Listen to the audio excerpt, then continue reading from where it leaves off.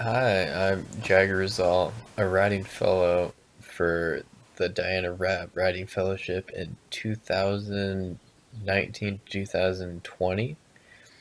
And my project was on the waste that came from the fashion industry. So it'd be like fast fashion, like H&M or those kinds of companies.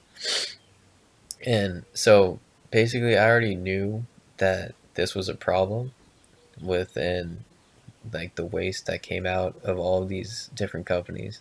So what I wanted to do was dig deeper, do more research, and what I really wanted to do was set up interviews with the companies that were polluting the most and some companies that have already done a good job at slowing their pollution, and like try to understand what they're doing, like why they're doing it, and see if they're actually trying to change what they're doing, because it doesn't seem like many companies are trying to change very much.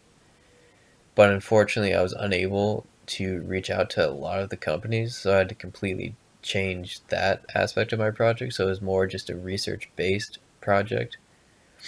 And as I was writing the project itself, I realized I didn't really want to write all of this out because I don't know what kind of audience it would hit and if that many people would want to read it.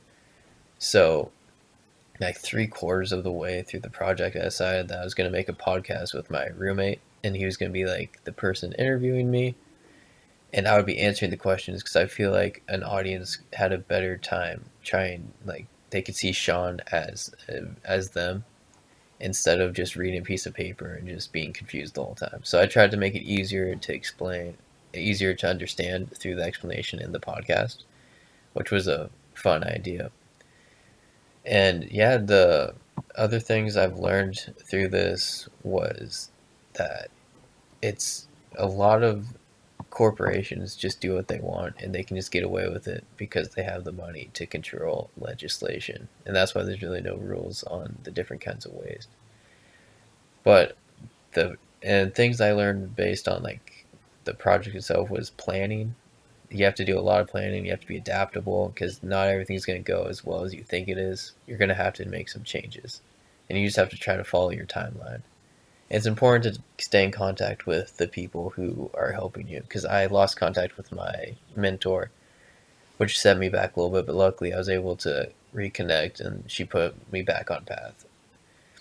So yeah, I mean, the most important thing I learned in this project was time management and be able to set a strong timeline that you can achieve and not be too lofty with it, because in the beginning I had very lofty goals which didn't work out, but it's not a big deal because you're able to change, and everybody who helped me was super supportive and just wanted you to follow your vision. So yeah, that was my project and my big uh, things I got out of it. And yeah, thank you for all the time that you put in to help.